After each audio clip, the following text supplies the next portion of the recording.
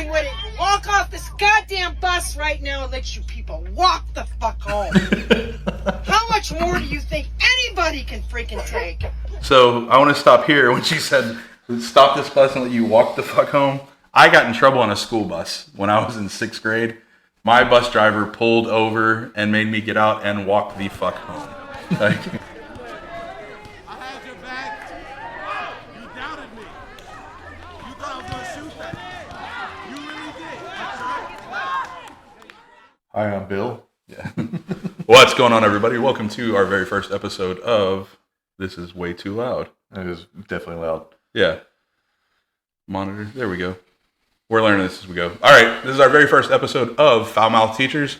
I'm Bill. I'm Barrett. All right. We have no earthly idea what the hell we're doing, but we're going to get this started. No. But we did want to start off with hot mics for sure. Just our background as teachers. We met in rehab. No. We went to Concordia University together back in... It was like 2010, something like that. Oh, no, 2015 or so. I started 13, so that's about the time. Yeah. It was 13, 14, something like that. Yeah. We're both the old guys in the education and history program. It was us and then Kevin. Yeah. Kevin. Shout out to Kevin. Bartz was still pretty young. Who? Josh Bartz. Yeah, Josh was pretty young. Yeah. But yeah, I mean, we were the old creepy guys in our 30s, like barely in our 30s, hanging out with all the 18 and 19-year-old kids. Yeah, there were definitely times where I felt like Billy Madison. Yeah. Hanging out, learning all of their infinite wisdom of history, government, and politics. Yeah, there was some really enlightening stuff that you just had to really have an ear for it and be able to pick it out of all the bullshit. Power through. So after I graduated from Concordia, I actually didn't even go get my teaching certificate. I had a little... I was a single dad, and there was no way I was going to be able to afford student teaching. You know, I mean, a full-time job with no pay. I just couldn't do it, couldn't handle it. So I ended up going to work. Excuse me, that's going to be bad. And then, I don't know, I went and I worked for a transportation department for a while, and then I ended up going and working for a SPED program where they actually helped me with my alternative certification. Went through, and now I am a middle school Texas history teacher, which sounds as exciting as it is, or is as exciting as it sounds. It's either way. Pretty exciting. Yeah, it's excruciating. I've worked with kids that age before. It's fun. Yeah, mine was on the baseball field, though, so it was probably a little more fun in the classroom. I did coach for a little while, but I enjoy going home at 4:00 now. That's a big plus. Yeah, absolutely. So I got out of the military in 2013. That's why that 2010 date didn't really add up. And I was an electrician in the Navy. I came home. I didn't really have a plan, but I was like, I can do electrical work, and I realized that they made $12.50 an hour, and the work sucked. I was like, I'm not doing this for long. My girlfriend at the time was like, do something you love. And I had coached JV baseball at my old high school for a year or two before I went into the Navy. And so I called every select baseball program in Austin and sent emails like, hey, I'm pretty well qualified. I just kind of want to be around the ball field. I wasn't even thinking about it as a job. One of the organizations reached out and just told me to show up to one of their tryouts, and I showed up and helped them run the kids to the tryouts. And they said, all right, you're going to be coaching with this guy. And I loved it. It was a ton of fun. And then I was like, well, I'll make a career out of this. So that's how I ended up into Concordia. I got all the way through to the student observation time. I'm not a school person. I'm absolutely not a school person. I haven't been in any of my multiple attempts at college. But I was pretty dedicated on this one until I did my student observations. And I'm sure there's a story that really sticks out among the rest that we'll get to, I'm sure, at some point. And I was like, I can't do this, not for what teachers have to deal with. I was used to dealing with, 13, 14-year-olds, and even high schoolers at times, on the ball field where they're having fun. They want to be where they're at. Yeah, where they wanted to be. And then I get in the classroom and I'm like, you know what? I will probably strangle a kid in, like, the over-under is probably 3 months. What's the over-under on when you're going to strangle a kid? I don't know, 4:30? So, anyways, it was I got out of it. I kept coaching for a long time. I had made friends in the in when we were in school, and I've kept up with you and a few other friends who were still teaching, and good for them. I'm glad there's people in this world that can handle it. I'm not one of them. And it's, gosh, back whenever we were at Concordia in the education program, they were telling us that the average lifespan, the average career of a teacher was like just over 5 years, like 6 years. Yeah. And I've been at one middle school for 3 years, and I've actually seen, in the last 3 years, I've seen brand new teachers come and go and actually leave education in under 3 years. I'm in the commercial construction business now. I'm a superintendent. And the first construction company that I worked for, there was a guy out there who was a superintendent, same role as I had. He had a little bit more experience than I did. But he had 2 master's degrees and a doctorate, and was the superintendent of a school district somewhere in North Texas for like 2 or 3 years, and made twice what we were making. And he quit. He was like, this was my life's work. This is what I thought I was going to. I thought I was going to retire. The guy who had been the superintendent for 10, 15 years after a 20-year, teaching and administrative career, and now I'm done. Yeah. It didn't take long. So, and before I went to Concordia, before I got into education, I actually worked in corrections and law enforcement for the better part of 10 years. Sometimes I feel like I'm back there. With, line up, walk on the right side of the hall, get your hand out of your pants, things like that. Get your hand out of your pants. If I hadn't become a single dad, I probably would have stayed with the corrections thing, but shift work, I was a supervisor, and so sometimes it's like, hey, you're Monday through Friday, 8 to 4, and then after you've been doing that for 2 weeks, they're like, oh yeah, you're going to be a night shift supervisor, and you've got rotating weekends, and oh, by the way, it's 12-hour shifts 5 days a week, and you're on salary, congratulations. So I think one of the things that you guys will eventually notice about the dynamic between us is that Bill's the one with responsibilities. And Barrett's the one that's just trying to keep his own ship afloat. No, I'm there too. So I'm got a completely different situation. 3 years ago, I was engaged. I had high school age kids in the house and stuff like that. And I lived that life for a while, but I've been single pretty much for ever since, and I've dated a bunch and had a few relationships, but like for the most part, it's been what I got to do to take care of Barrett. I owned a small retail business until just recently here, so it's kind of working full time in a very demanding job and running the business. But like, I think one thing that's going to be cool as we get through more and more stuff is the different perspectives that we have. Like ultimately, I got to make sure my bills are paid. Yeah. Ultimately, Bill has to make sure his bills are paid. He's, his wife's happy. His kids are happy. His kids are making the best decisions that he can, or that they can, and that he's influencing them and guiding them in the right direction. And it's just kind of, so it'll be a cool contrast to see where where we are in different things. All while trying to maintain our sanity. I've never had any hope of that. I'm good with not having the sanity. Yeah. What's up? You see the camera wiggling a little bit. We've got a guest over there that's. Hang on a second. It's Cash the dog in black. He just moved the camera. That's kind of funny.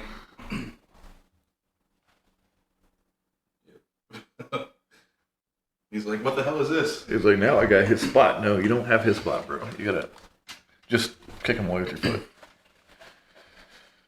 For the record, I am not going to kick a dog. But yeah, so like that's our background. That's what we're bringing to the table. That's what we're talking about. We honestly pulled this entire thing out of our ass. Just something I wanted to do.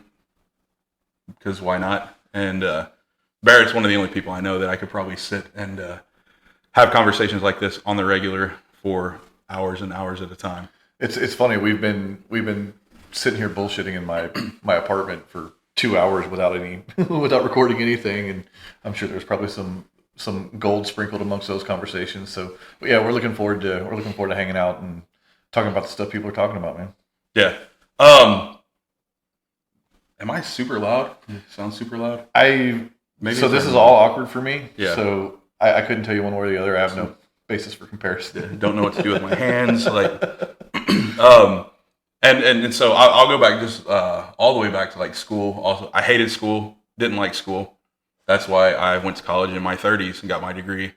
And to be honest with you, like I didn't even feel like I should go to school. I was in a marriage at that time where my wife was basically one of these like, well, if you don't have a degree, you're not doing shit with your life. Yeah. And so it was one of those kind of got forced into it. I do love kids. I love coaching. I coach youth sports for a while. I coached my kids in sports.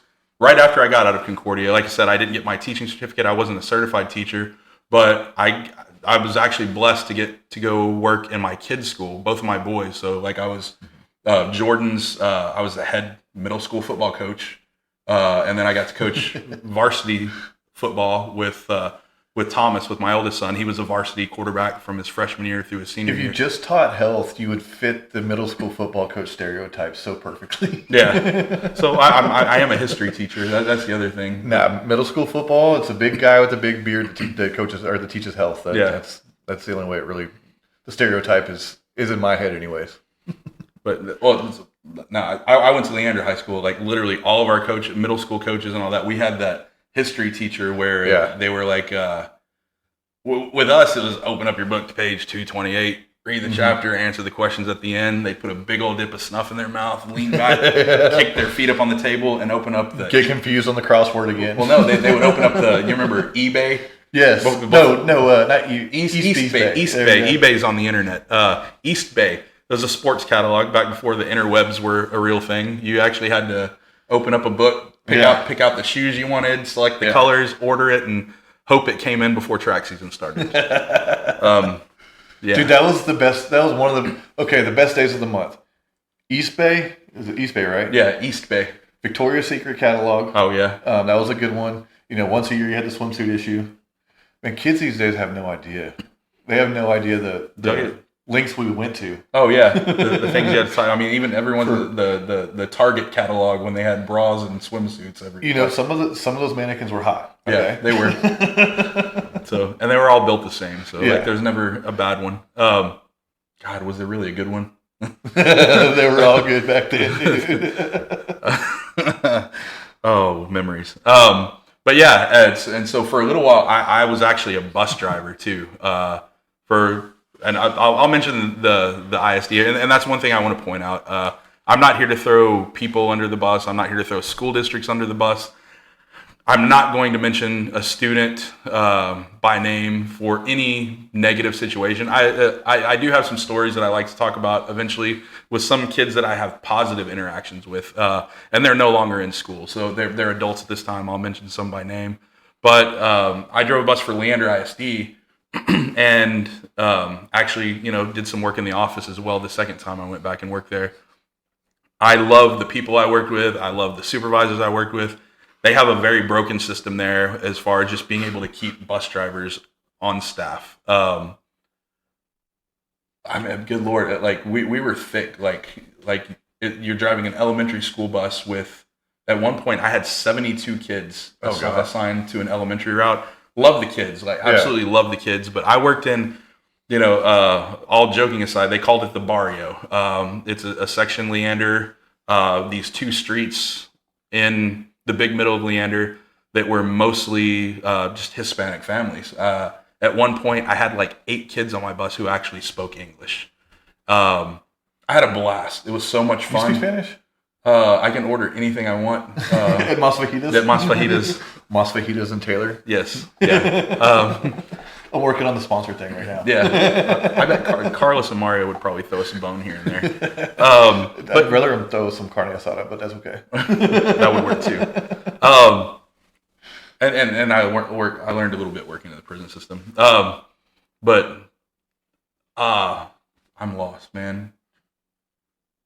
I got hit in the head. Oh, okay. So back on my bus. Your bus.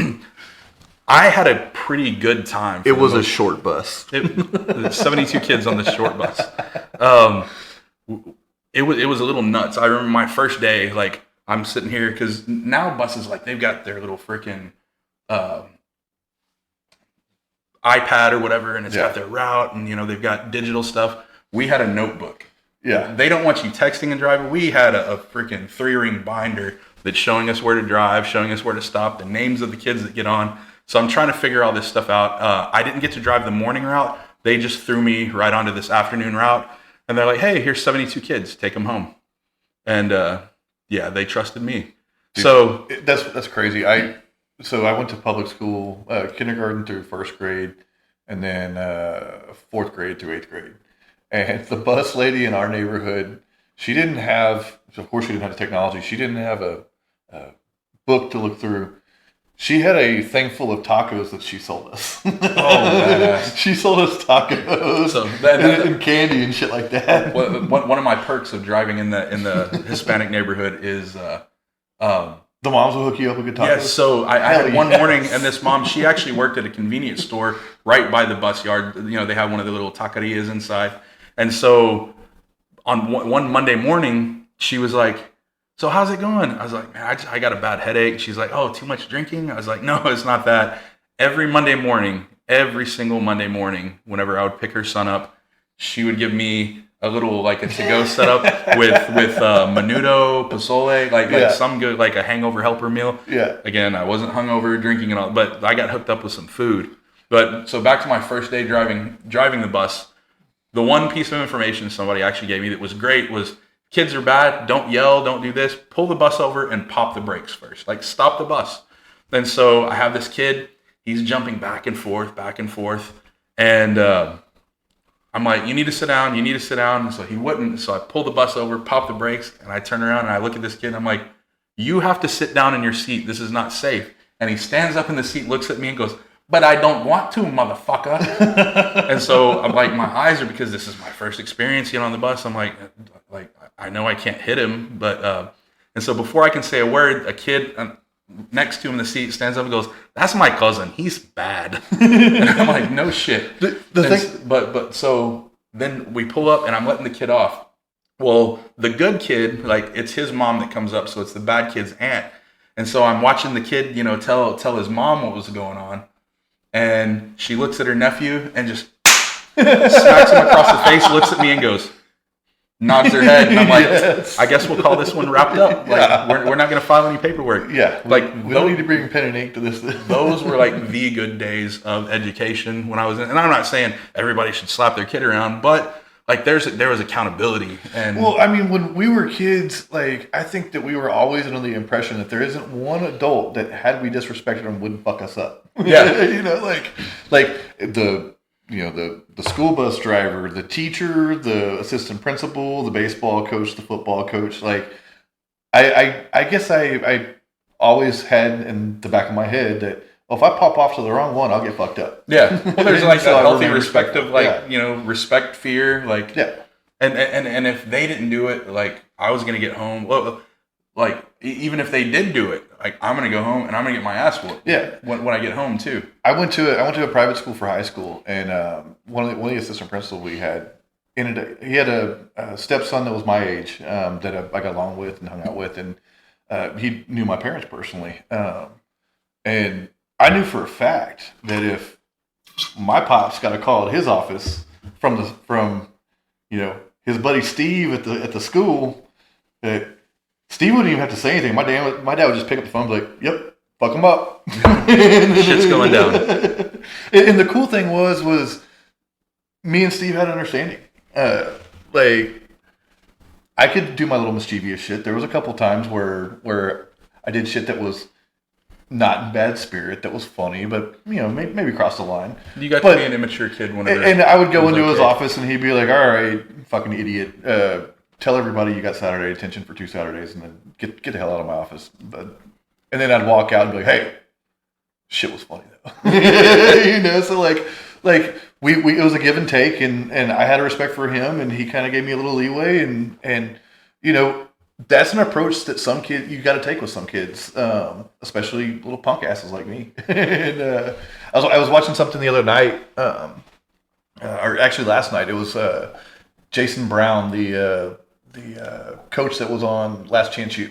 Oh yeah. And he was on Pat McAfee's podcast, and they're Love sitting that guy. there talking, and he was describing his 3 different categories he puts his student athletes in. He's like, well, they're slapdicks.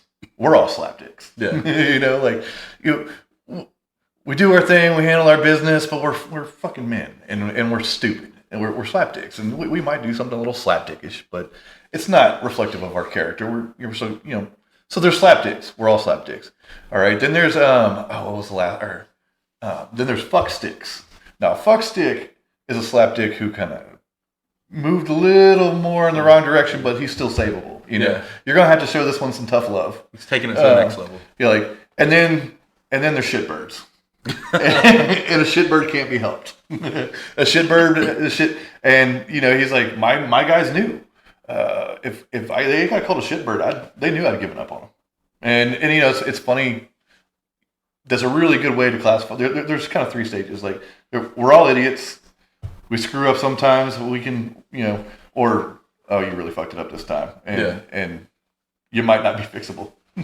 So I don't know. I grew up similar because I played sports in the 90s in Texas. That's where we're from, Texas. And my coaches were old in the 90s. So I had those 80s holdovers that were like John Voight from was it Varsity Blues? Yeah. That those are the coaches I played for. And I didn't play football after my freshman year of high school. I just at one point, first of all, our school sucked. We were horrible, and I would rather go get a job. I like making money more than I liked playing football.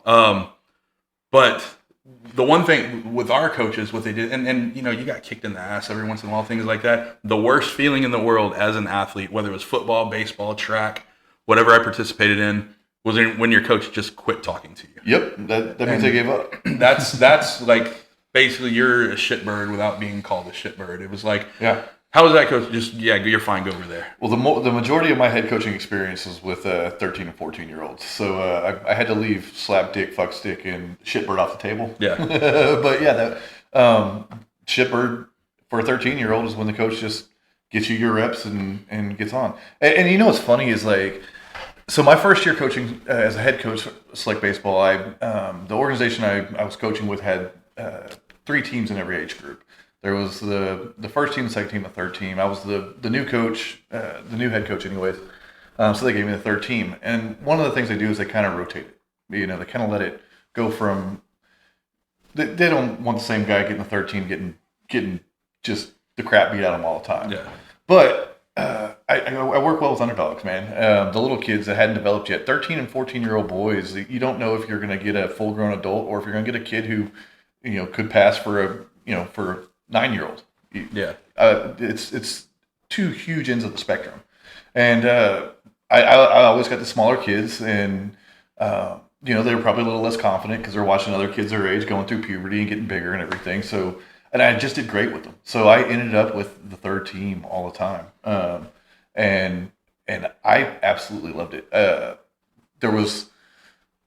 I liked coaching the underdogs with good attitudes way more than I would have liked coaching the guys who were studs and knew they were studs, and so they were cocky and disrespectful at times. And I watched some some of my colleagues who were coaching the higher level guys just get super frustrated with the kids and the parents. And for the most part, with one kid and one set of parents aside every season, I got along great with the parents. Yeah. I had multiple parents request me to coach their younger kids when they came through, and there was even a family who said we would rather our kid not make a higher level team so that he can be on Coach Smith's team. So that was sometimes play time is better than elite status. Just getting more time to play. Well, and I was all about I did not give a shit about whether we won or lost. I mean, of course I did. During the game, that's what you want. But if I had 10 teachable moments and I had a kid who'd been working on something the week before, kind of have a little redemption or break out of a slump, or we got taught a lesson in one way or another. Like, that's what that level of baseball is for. It's, like, we're preparing kids for when it becomes a job in high school. And I loved that age group. It was spring baseball, so it was hard because I was in school at the time. But I wish that circumstances weren't the way they were. I would definitely go back to it. I missed it for sure. Yeah. Oh, and just to go, so I'm a middle school teacher. Like when you talk about those kids who are elite already and think they're elite, mom and dad are like, oh, this is the next Major League Baseball star. Those kids peak in about seventh grade. Because like, and you get these kids who hit that growth spurt early. Yeah. The other kids are intimidated, but the ones who want to work, like these kids are working hard, trying to keep up. When your big seventh grade stud is already 5'10", 6 foot in seventh grade, and they're out there dominating. I see it all the time. These kids get that mentality of, oh, I'm bad. Everybody else is trash. They're trash. That's trash. First of all, if everyone you talk about, all your competition is trash, that's all you have to compare yourself to. But this is their peak. And so you get these other kids, by the time they hit their freshman year of high school, or even 10th grade, if they're finally growing and filling out and getting muscle, they've been working hard to keep up with that kid, where that kid's just been looking down and doing nothing to get better. And they get left in the dust. And they've been learning the discipline that it takes to be a college level athlete. They've actually been working on the skills more too. Like, a lot of those kids that peak early, they stop working on the minor skills of the game because their strength in athleticism is carrying them. Yeah. So you'll get these kids who were late bloomers, and they've been students of the game since they were 13 because they had to remain competitive. Yeah.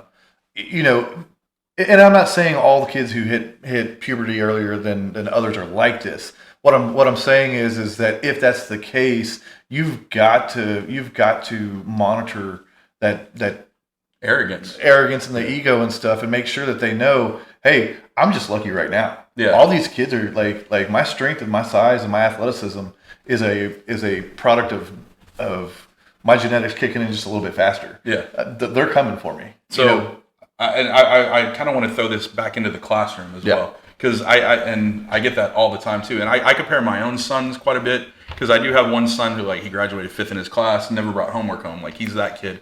Then my other son, God bless him, I mean, the kid works his butt off for like B's and C's. Yeah. And I'm not going to trash my older son at all, because he's a hard worker, very, very humble kid. But I do see like the kids who A's come easy to them. You know, oh yeah, I'm smarter than them. I don't have to do this. I don't have to try hard. Then you have the keys who are like, Mr. Rhodes, can I come in for tutorials? Because I think if I work hard, I'm going to get I can bring my grade up to an 80.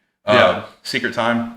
Those kids, 78s turn into 80s for me, for those hardworking kids. But in the workforce, like, when these kids get older, what they don't realize is lazy A's work for hardworking B's and C's. Absolutely. When they get older, and so, like, that's also that arrogance, that effort, the just the humility and being humble that kids aren't taught anymore, and it drives me absolutely crazy to see that. Like. And whether it's academically, athletically, or just on any level of life, like, these kids, they're not taught to be humble. They're not taught to have humility, or to even respect the people who haven't reached their point yet, and like, they're peaking and they're getting passed up. Yeah. And that's these are the people that are going to be paying our Social Security when we get older. Well, I mean, and like, at this point in my life, I have no problem saying this, like, because it's a good thing to look back on and understand. I was always, if you give me a ball, I can figure out how to throw it. I am like, I'm good at most sports that I try, and baseball and golf especially. Like, I never play golf. I never practiced golf. I don't think I've hit balls on the range if it wasn't a small bag before I teed off. And golf with drinks. Yeah, like I go out there and I drink and smoke and have a good time, and I can go out and I can play once a quarter and shooting a legit 81, 82, and whatever the case may be. But with baseball, it was the same way. I was never a big kid, and I never put big time in the weight room to get big, but I knew how to swing a baseball bat and hit home runs. Yeah. I never had to put the work in it to be that good at it. And, had I put even 20% more work, had I gone twice a week after practice and, just did a little bit extra work for an hour, I might be retiring from baseball right now. But I didn't put in the fucking work because I thought I was good and I enjoyed, hitting home runs on Friday nights and Tuesday nights and being the cool guy at school so I didn't put the work in. When I went to the University of Texas at Arlington, the head baseball coach called me. I was like, "Hey, you want to come out and just work out with the team? I heard you were here and you ended up here kind of last second, and we'd love to just work out with you." I told him no. I had already quote unquote given up on baseball because I didn't make it academically into UT, and then my plan was to walk on there as if I was somehow good enough. Like if I had the best tryout of my life, I probably still wouldn't have made it. But my ego and everything, because I've been good my entire life, that was the plan, and so I never worked. Yes when you wanted to hear yes. I wasn't an asshole about it. I wasn't super arrogant. I just didn't put in the work, and I'm that guy who peaked early and never learned the work ethic. I really didn't become a student of the game of baseball until I really started coaching, it's sad, but that's my story. Yeah. Hang on one second. I'm gonna let you keep going. I gotta plug this in. All right. I said, please tell me I brought my plug. Yeah. All right, we're done. This is short-lived podcast. So I'm unprepared with everything I'm doing. And I'm of zero help on the technical end of things. I have, I'm just glad he knows what he's doing. I see cords going everywhere, and sorry I can't help, bud. Oh, that didn't work. Disdain button did not work.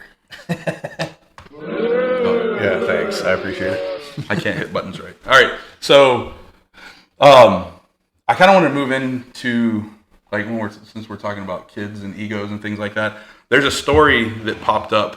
I absolutely love. So a lot of you have probably seen this. There's a bus driver in Ohio, East Hampton, Ohio, who her backstory is there's some kids who've been fucking with her on the bus. So she's got breathing problems, has a problem with perfume being sprayed, and these kids are just spraying it in the air. She had an incident where she actually had to pull over, use an asthma inhaler, things like that. And I've seen some assholes commenting, well, she shouldn't be driving a bus if she can't handle perfume. I'm going to tell you, your kid needs to fucking listen. If the rule is don't spray perfume, a bus driver shouldn't lose her job because your kid doesn't have the impulse control to not spray perfume on the bus whenever they're not supposed to. But those are few and far between. What I've mostly seen from people is a cry out for support for this woman, which is absolutely amazing, especially with today's internet and the way people want to bury everybody. And you see a very kids first. Well, what about the kids? What about the kid? They shouldn't go through this. This bus driver lost her fucking mind on these kids, and it is epic too. It is, and so it reminds me of. Have you ever in the shower you recall a conversation? Or, I should have told that motherfucker this, and I should have said this. Oh yeah. This old lady who I'm just assuming this is her retirement job. This isn't her career. This is her retirement job. She had a shower conversation with a school bus full of kids, and she didn't wish she told that motherfucker this. She told that motherfucker this. She told everything. Yeah, play it. Yeah, I'm going to play this. It's going through TikTok on here. Stop sleeping with a nightlight yesterday. That's that Lay so McNasty. busted. I love this guy too, but that's totally not what we're looking for. Here it is. What do you expect me to fucking take? Give me the perfume. No, I didn't do anything. anything. I They can know I freaking haven't. smell I it. didn't do anything. I didn't spray anything. Sick of you. I'm sick of all of this shit. I'm done with it. I'm gonna start kicking some fucking serious ass. Do you hear me? Yes. So I'm just gonna cut it for a second there. I've made the I'm sick of this before. I never said I'm sick of you. Yeah. And pointed a kid out. They're like, I've mouthed it. And here's one thing I miss about everyone having to wear masks in school was this motherfucker. Like, and I didn't have to say it out loud, but I could look at a kid and smile with my eyes as they're walking by and just like, this motherfucker. Like, I just sit down and shut the fuck up. Like, I do miss masks there, but she was. Yeah, she was up in his face. Oh, I'm gonna continue this. Foot's gonna be so far up your goddamn ass, it's gonna dangle out your goddamn nose. I'm done with you. That phone in your bag. Now you give it to me. All right, fine. All right, fine. Done. Going in. God dang it, I can fucking smell it. I didn't spray anything. I'm They allergic to this just- shit. Open her I didn't backpack. spray anything. It's They right- just like to It's start right in the shit. big. It's right in the So big you. backpack. It's in Oh, the wow. big You zipper. like to start shit too, Maya. Maya. You're no Of course innocent it's Maya. angel here. I'm done with this shit. Done. I've had my fill. I'm done with it. I'm ready to walk off this goddamn bus right now and let you people walk the fuck home. How much more do you think anybody can freaking take? So I want to stop here. When she said, stop this bus and let you walk the fuck home, I got in trouble on a school bus when I was in 6th grade. My bus driver pulled over and made me get out and walk the fuck home. Like,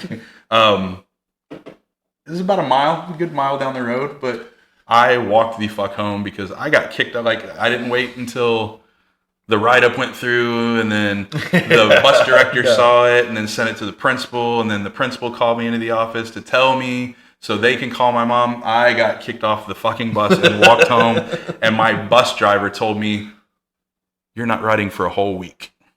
Like, we didn't have to go through anything. They didn't have to ask my mommy if it was okay. My principal didn't even hear anything about it. I got kicked off the bus and had to walk the fuck home right then and there. There's a lesson to be learned from this too, because like, think about this. She said, "Get the fuck off my bus. Don't come back for a week." You went home and you said, "Mom, Dad, I fucked up." Nope. No? I walked to school. You walked to school. I didn't want to get my ass whooped at that time. But did you learn your lesson? Did you make sure that you stayed your ass on the bus from there on after? It rained like 2 of those days that I was walking to school. Okay, listen to what didn't happen in that situation. The director didn't get the paperwork. The parents didn't have to deal with shit. The bus driver didn't have to waste time. Principal didn't have to the sit in a principal meeting didn't have to- that had yeah. something to do with the bus. Yeah, so we saved 20 man hours that are very expensive in the, relative to a school board's budget and what they can actually pay people, what they can actually underpay people, I should say, because somebody was actually given the power, or somebody actually took the power to handle a fucking situation without everybody else having to get involved. Yeah. Everything's micromanaged. Let's go ahead and close this out. I think we're close to done. Shut your mouth. I don't want to hear another goddamn word out of your mouth. Okay. Okay. Excuse me. What did I just fucking tell you? That's one of my worst things when I tell kids, and that's where I want to like go off. I don't want to hear you say anything else. Okay. Like, No, I was just agreeing with you. I was just agreeing. Well, like, we all know what you were doing.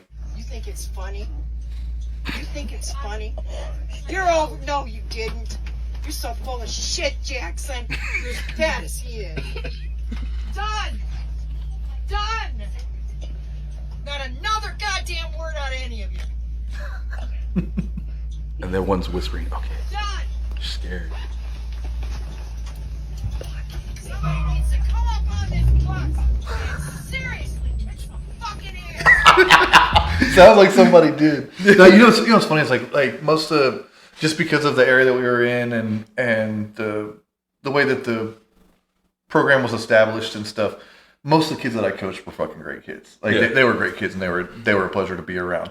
But the times when, or even in the classroom when I was doing my student observation stuff and had a little bit of interaction with kids or other situations, like when you run across the one that wants to be an asshole, and you're like, have you not met me? Yeah. Like, do you not know that I'm gonna win the asshole game? Yeah, I can asshole much better than you can asshole. Like I have 41 years experience of this. I'm in the Hall of Fame, bro. Don't fuck with me, little kid. You're right under this woman, though. Like, yeah. Oh man, it's it would always blow. Or when they're trying to get something by you, and you're like, you really think I don't know what the fuck is going on here? well, and it's double for me on this because first of all, I was an asshole kid. Mm-hmm. Like I was a dick. I spent time at the school I was at. They called it Leo. It was DAEP alternative school or whatever. I've got that asshole experience and all that. Like I've done what they've done. But I worked in the prison system for a long fucking time. Like I got really good at catching people on their bullshit. I got really good at catching people on their verbal bullshit, like their lies. Like I know what you did. Like yeah. Well, no, it's not a secret. And it's not just verbal, too. Like, I was a bouncer for 4 or 5 years on 6th Street.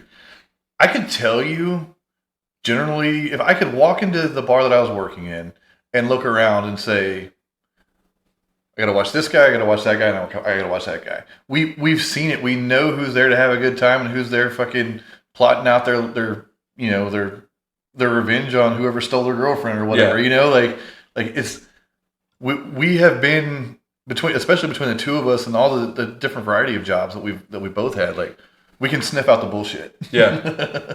So I want to go back to baseball real quick. I'm all over the place. So sorry, we can always go back to baseball. Yeah. ADD. I legit have Tourette syndrome. Like I'm fucking bouncing all over the place, and my brain just works a million different ways. So I'm gonna open this compartment back up. So my boys, they're about 18 months apart. So like every other year, like they played a year of baseball together, then they were apart, then they were together, then they were apart. I was trying to move Jordan up to just keep them together. Jordan would play up every other year. So one year he's on level, next year he's up. Then he's on level, then he's up. Just good for him. And I don't know. A lot easier for you, probably. Yeah, and that was selfish. I mean, I'm not going to say selfish. It was convenient for me. But he was able to keep up. If he was able to keep up and get along with the kids and everything. Then so sure. and kids who want to play, they play up to whatever they're with. Yeah. So we go to this league, and I don't want to call him out because I fucking hate this league. So Thomas, we joined late. And so at first Thomas is put on this like low level team, and I call someone, I'm like, hey, I just like if possible, is there any way Thomas can possibly bump up to the next league? He's a competitive kid, good athlete. This is, one of the board members. And he's like, oh, well, let us look at him, this and this and a tryout. Because we do have a spot on a team. Well, we find out Thomas tried out, and this is a select team. So you have these assholes that are on the board. None of their boys play in the youth league. They're out there scouting and freaking what's the word? Recruiting? Basically recruiting. I was going to come up with something meaner, but yeah, they're plucking these kids, horses. Yeah, plucking these kids out. So Thomas makes this team, and it's like, oh, I know he's got shoes, but he needs these $140 shoes. He needs this $150 bag. Dude, we're just trying to play in the youth league. I just wanted him up a level.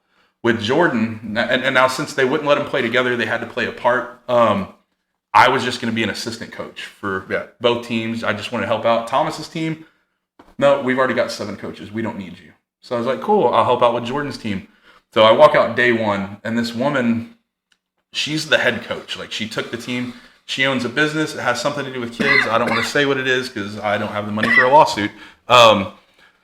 This woman had picked the kids that are in this program that she owns and hired her handyman to be the head coach because she heard him talk about playing on a softball team when he was younger. He was actually a maintenance guy at Concordia.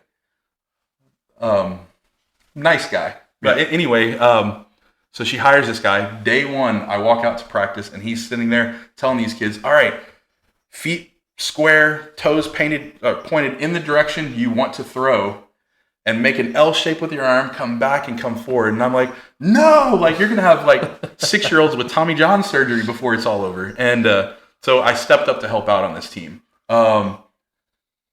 And eventually, I kind of took over as the head coach. Like I was coaching everything. My GoPro just died. Oh well, so we're not gonna have video for the rest of this.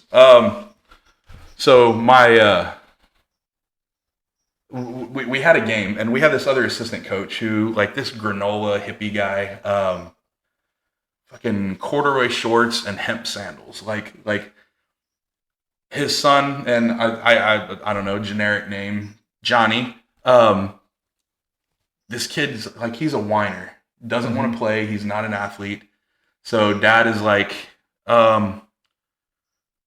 you know, whatever so and so wants to do, one of these kind of guys, you know, he doesn't tell kids what to do. So I'm like, hey Johnny, you're in left field this inning. He's like, I don't want to go out. Throws his glove down, sitting there. I was like, but come on, you know. So, and this is one of those leagues where every kid has to at least play one inning in the infield and one inning in the outfield. Like, there's no, like, you're not in a position because you're good. It's just everybody gets to, you know, whatever.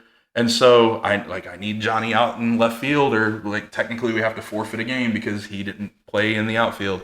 So he's refusing to go out. And his dad's like, you know what, Coach Bill, we're just going to let Johnny sit here and go out whenever Johnny's ready to go out.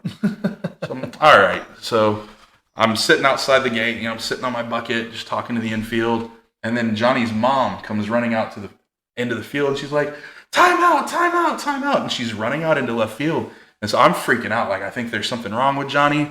And so I make it out there. And she does, you know, falls down on her knees, and she's got her skirt draped out in front of her, and she's got a fanny pack, and she's opening it up, and I'm like, EpiPen, you know, Benadryl, you know, something.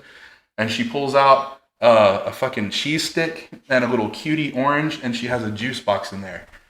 And then she looks up at me and she goes, Coach Bill, these kids have been out here for a long time without a break. Snacks in the middle of the inning during a game. Yeah, and so the umpire comes out and he's free. He's like, "What's wrong?" I was like, "Fuck, evidently Johnny needs a fucking snack." And like I'm just sitting there and like in awe, and I'm shaking my head. And I told the umpire, like, "Dude, I'm sorry. Like, I didn't know this is what it was." And he's like, "You must be new to this league." So this is evidently a regular thing. And this wasn't even YMCA. This was like legit, like big city youth baseball. Their jerseys were sponsored by Chico's Bail Bonds. No, actually, our sponsor was that lady's company. Yeah, of course. Yeah. No, so like I'm glad we kind of got on this topic of the different types of areas of baseball. Like, and I'll start this off by saying it breaks my heart what's happened to pony baseball, little league baseball, and stuff like that, because you know, when I was, you know, middle of high school and stuff, and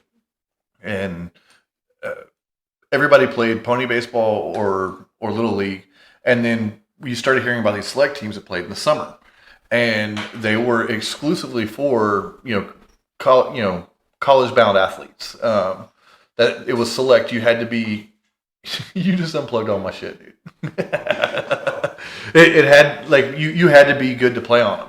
Well, there was only 3 or 4 reputable select programs in Austin, and one of them was the one that I eventually ended up going back to work for. And then there was, you know, probably 3 or 4 just regular teams that were comprised of some, you know, most of the like a high school with a really good baseball program with their team. Anyways, people were trying out and not making the teams, and then pissed off parents would be like, "Well, we'll just make our own team." And the next thing you know, there's 10 programs in Austin.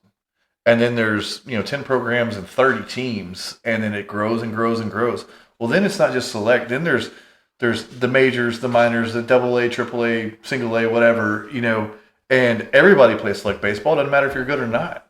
Like, I coached kids that, you know, that were 13, 14 years old that had no hope of even making their high school baseball team. And they're playing quote unquote select. So if you have a kid and you want them to play, you know, baseball, you need to talk to other parents who are in your area that know about the programs, that have been around it for a long time. Because I've heard so many horror stories about ending up on teams. Oh yeah, we've got 4 kids that are, you know, playing majors, you know, whatever that means at 13 years old, you know, and we traveled to Atlanta and Louisiana and New Mexico. Like, just because the team travels doesn't mean they're good. So there's a lot of garbage places out there. There's a lot of people that are just, played 1 year of college baseball and don't want to go in the job field. So they're going to talk some rich parents into throwing them a bunch of money to coach their kids for, 6 months out of the year. So be wary, because those programs are out there. It's not hard to figure out which programs are legit and which ones aren't. So anyways, and also, the ACEs, I won't even say the town, because there's ACEs everywhere. I think I know which one you're talking about. Yes. So this is one of those teams where they have a tryout. You have to pay to try out. Oh, right? God. It's like $20 per kid, and they're like, we know you're serious and you don't waste our time, blah, blah, blah, whatever. Cool. So they throw together this team, a select team, because they selected out of the kids that paid.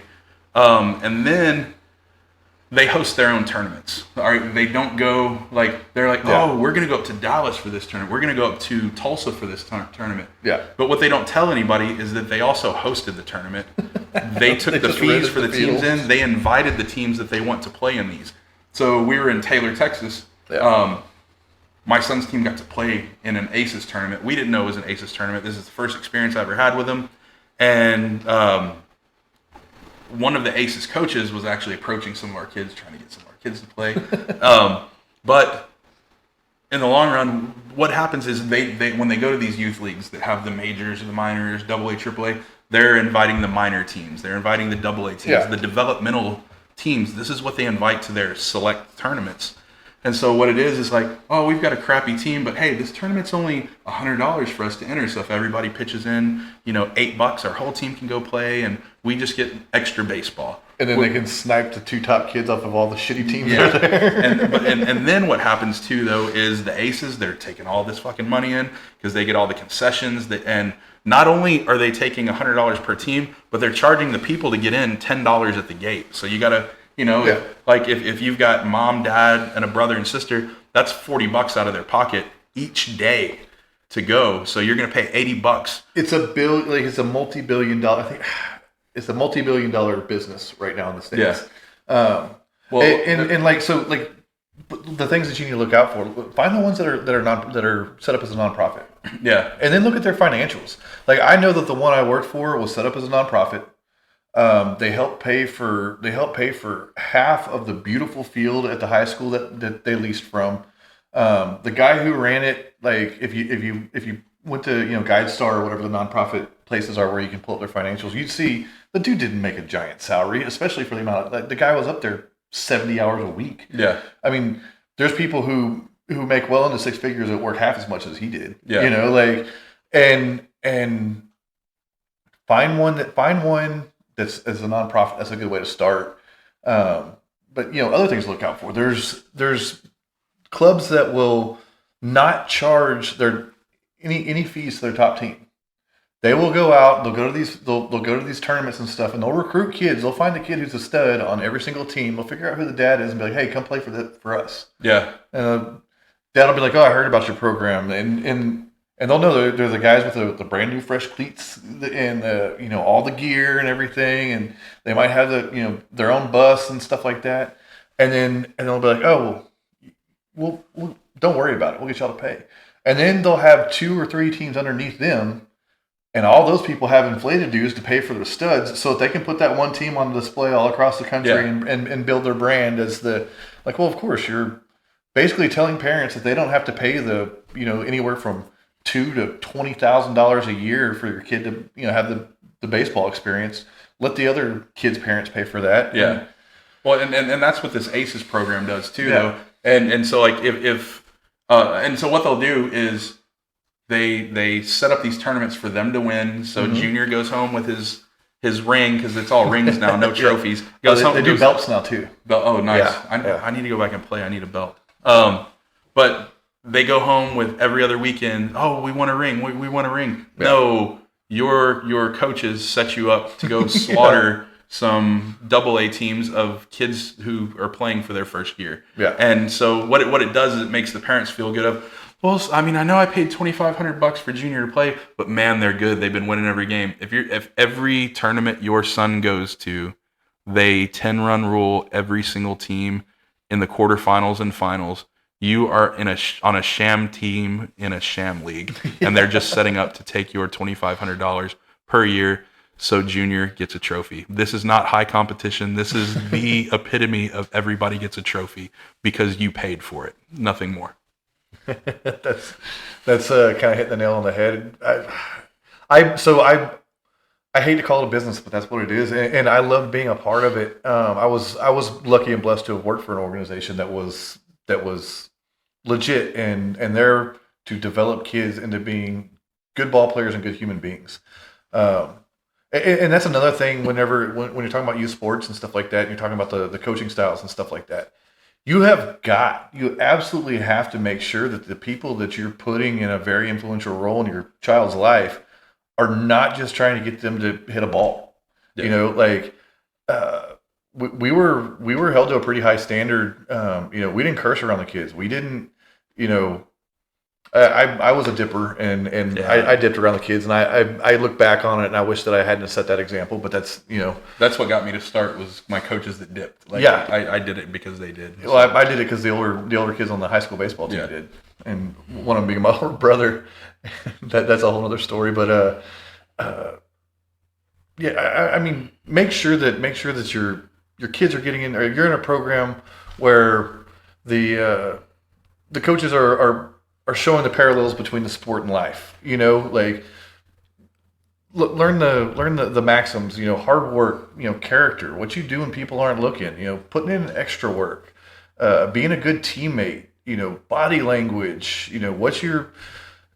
You know, I've got two of my best friends in the world live up in Prosper, Texas, and they've got a son who I've just connected with since he was a little kid, and mainly because he's a ball player, and we would, you know, and he's real competitive and everything else like that. And right now he's a senior, and he's kind of having a breakout year. He was already getting some interest.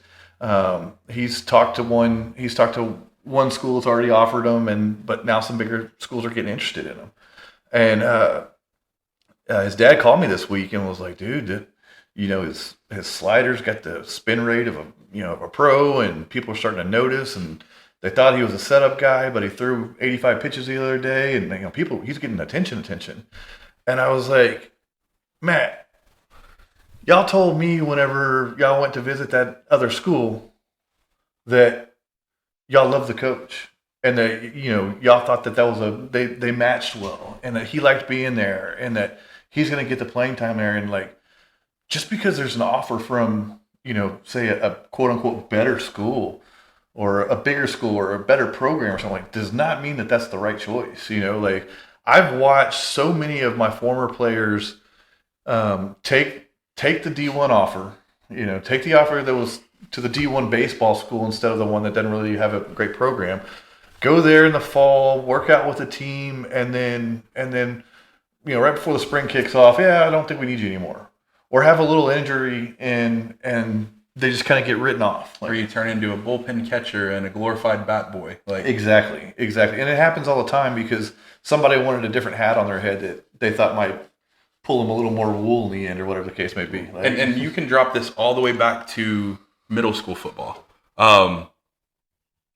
The school I coach middle school at, we were so light on kids. We had a middle school team, 7th and 8th graders together.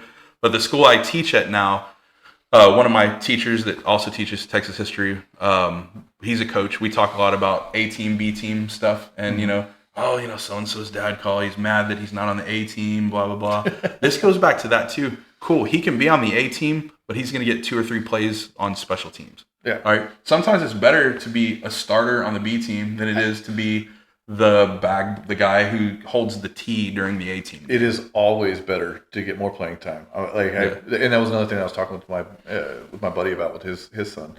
Like, dude, you want to play baseball your freshman year. If you go somewhere and you're not playing baseball and you're not competitive in games, you should have gone somewhere else. Yeah, you're not getting better. And the sad thing is that there's 20 of those roles on every major D1 college program. Yeah, they have to get 20 people to come there and say, I'll play here for 4 innings my freshman year. You know, like when you could be going to the Blends or the Panolas or like go out, like Get out of Austin. Get out of Lubbock. Get out of College Station. Go to East Texas. Yeah. East Texas is flooded with those JUCOs, the little, not even D3 schools. Go look at an NFL roster and and this is another thing they were saying on the Pat McAfee, Jason Brown thing last night. Go look at an NFL roster and see how many of those guys went through JUCO. Yeah. It's like Newton, over half. Cam Newton played in Blinn at, what's that? Blinn and Brenham, or not Brenham. Yeah, it's called Blinn. Blinn Yeah. Junior College in Brenham. He started off there at a 2-year school. His was more grades and all that, but that's a good experience too, to go to somewhere less overwhelming, where football is not a full-time job as a junior college athlete, where it's like you're a student trying to fix your grades and you get to play football too. It's like 13th and 14th grade of high school. It's like, now you're 18, get your shit right, get your shit straight, and do it on this level. Show that you can do it, and then you can bump up. D1 schools look at JUCO rosters like crazy because they get to see what a grown-ass man starts to look like and how they're handling themselves. Yeah. So, like, that, the only thing I hate about that last chance U thing is there's a shit ton of last chance U's out there. They're everywhere. Yeah. And it's not a big prestigious thing, but it's available for everybody. Yeah, it is. And like, if I was smart, and if I had a little bit better direction when I was 18, I could, You could have been a U-tard. I could have gone to one of the smaller baseball schools, one of the smaller JUCOs. Still stayed in the game for 2 more years. See if I found that love, that drive to make me put the work in. I was actually starting to get there towards my senior year. There was other things going on in my life at the time that were unfortunate, but that's where I should have gone. But my whole life I was like, I want to go to UT. I want to go to UT. I want to play baseball at UT. Well, I didn't put the work in to get there, and then I didn't get through the provisional program that summer, which was heartbreaking, but because of how much work I put into it there. But whatever the case may be, then my hopes and dreams were dashed because JUCO wasn't even on the radar for me. Yeah. And I quit. I hung it up. So I don't know. That was while I hate that story, I love telling it because, especially to the 13 and 14-year-olds I used to coach, like, hey, you only get one shot at this. Yeah. Like, and if you want to play baseball past high school, you got to put in the work. I don't care how good you are. Yeah. I was fucking good. It just seemed like every time we would move from one level to the next, whether it was in pony baseball, going from Pinto to Mustang, or from JV to varsity, I always caught up to the competition way faster than the rest of the kids my age. Yeah. And that should have been indicative of the fact that I'm good at baseball and I should maybe put a little bit of effort into it. I was slow, dude. I can't run for shit. I run like a dry river. That's what they always said. I'm a sprinter now. And, I should have been working on that. That was one of my big knocks. And there were some unfortunate things about the coaching at my high school at the time. I got a new coach my senior year. He wasn't even a baseball coach. He wasn't going to advocate for me in any way. I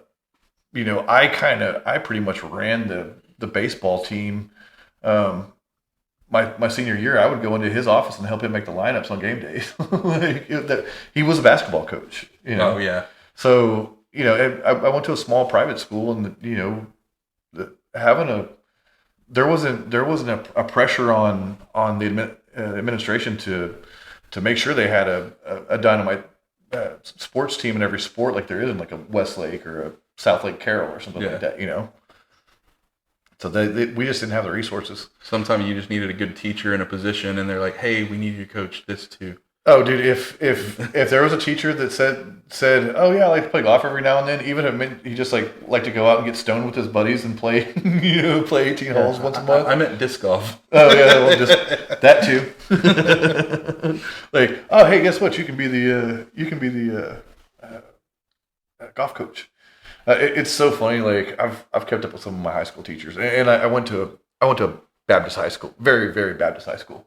And then a Lutheran college. That's right. But Bonnie Watkins, one of my favorite teachers ever. I still keep up with her. She had kids one my age, one my brother's age. So like there's teachers I still keep up with on Facebook. But there was one, and I won't say his name, but he was a teacher, and we were always kind of vibing with him. Like, even though like he was completely monotone, he wore khaki slacks and a white shirt, white button down short sleeve shirt every single day. Same shoes, same everything. Zero inflection on anything unless he was pissed off. Yeah. But he was cool. Yeah. You know, he was cool. And like, I remember like 2 years later, after we graduated high school, one of my buddies called me and was like, "You're not going to believe this shit." I'm like, "What?" He's like, "Guess whose house I'm at?" I'm like, "What?"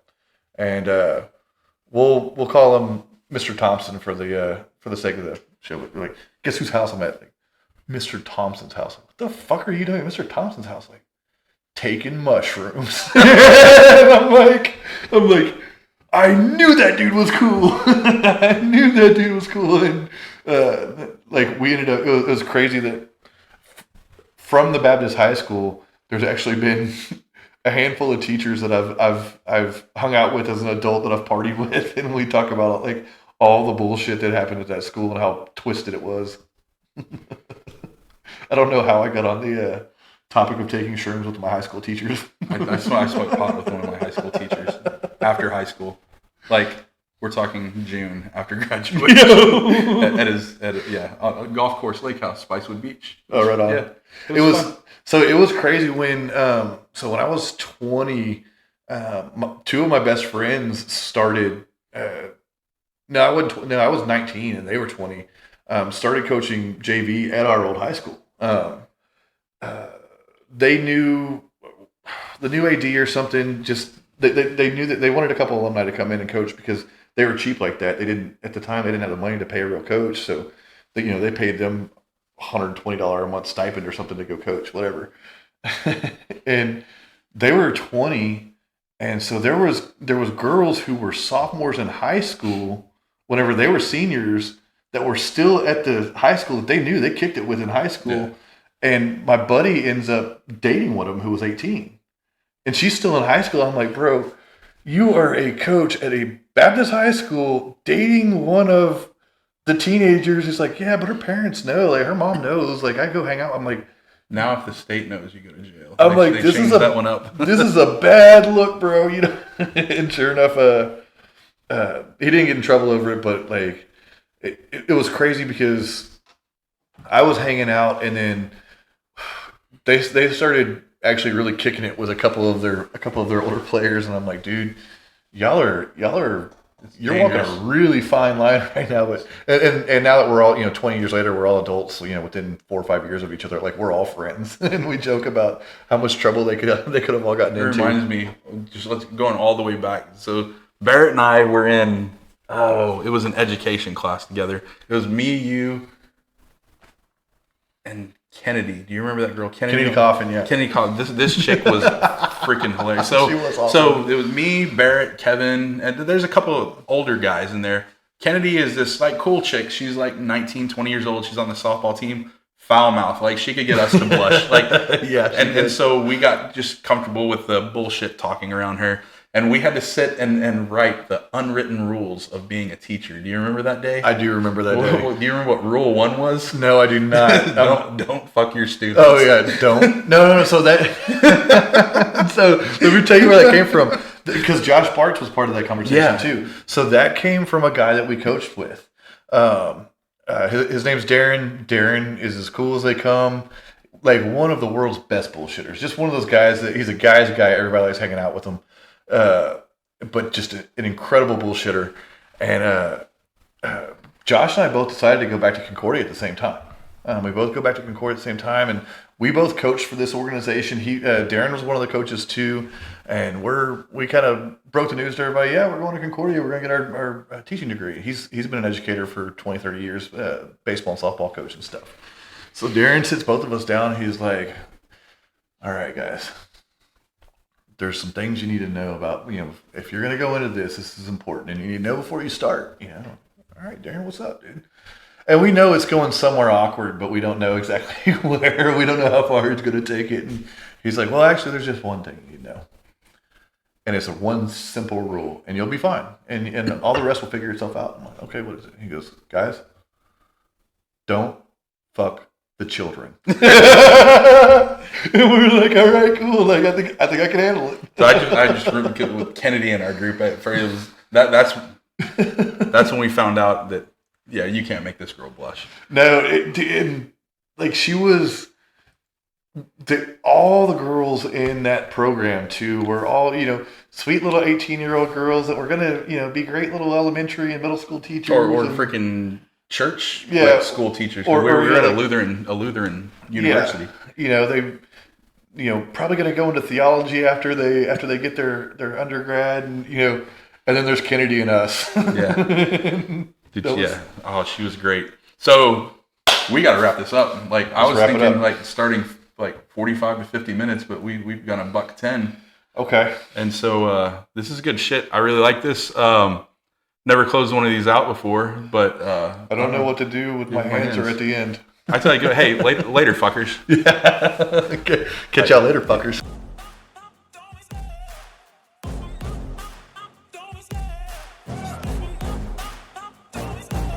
Love the chase and the hunt, and I set the pace when I'm running. I always take what I want and I always give it 100. Don't need a bank, no I'm funded. Play the game like it's nothing. I'm always thankful for something. Don't take for granted, stay humble. Now wake up! It's time to look at the enemy. Look in the mirror if he is no friend to me. It's not working out, maybe it's the chemistry. It's time to break up, so why